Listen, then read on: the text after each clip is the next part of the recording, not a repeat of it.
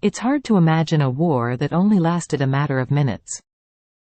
Surprisingly, the shortest war in history only lasted between 38 to 45 minutes. It took place in 1896 between the British Empire and the East African island nation of Zanzibar. The cause of the war was the death of the pro-British Sultan Hamid bin Thuwaini. Zanzibar's Prime Minister, Khalid bin Bargash, quickly declared himself the new sultan.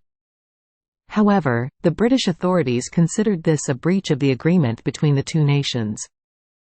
They demanded that Bargash give up his claim to the throne. When he refused, the British launched a naval bombardment of the Sultan's palace and armed forces. Zanzibar's artillery response was ineffective against the British warships. Within 38 to 45 minutes, the Sultan's palace was destroyed, and the firefighting attempts of the Zanzibari army were also unsuccessful. The British declared victory, and Sultan Khalid fled to the German consulate. The British promptly installed a new sultan, who was more supportive of their interests. The war received significant media attention worldwide due to its short duration. Some Western newspapers described it as the shortest war in history. The British led a total of 500 men, while the Zanzibari forces numbered around 2,800.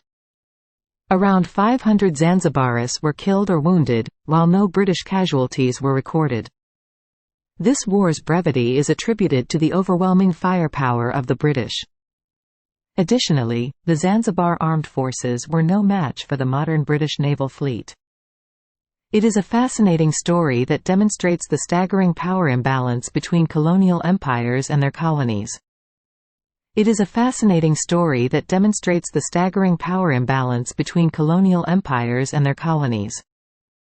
The Zanzibar-British War serves as a striking example of how a brief but intense conflict can result in significant consequences. While the war itself may have lasted only minutes, its aftermath left a lasting impact on Zanzibar's political landscape. Following the British victory, Zanzibar became even more firmly under the control of the British Empire. The installation of a new pro-British sultan ensured that the empire's interests would be protected. This event further highlighted the dominance and authority of colonial powers during the era of imperialism. Moreover, the brevity of the war raises questions about diplomacy and negotiation. Could a peaceful resolution have been reached without resorting to military force? The swift and decisive action taken by the British suggests that they were not interested in prolonged discussions or compromise. This raises important ethical considerations about the use of force and the impact it has on smaller nations. The media coverage of this conflict served as a reminder of the reach and influence of Western newspapers at the time. The term, "shortest war in history," captured the attention of readers worldwide, drawing attention to the striking brevity of the conflict. The story became a symbol of imperial power and control, perpetuating the narrative of dominant Western nations. In conclusion, the Zanzibar-British War stands as a testament to the vast disparities in military strength and political influence during the age of imperialism.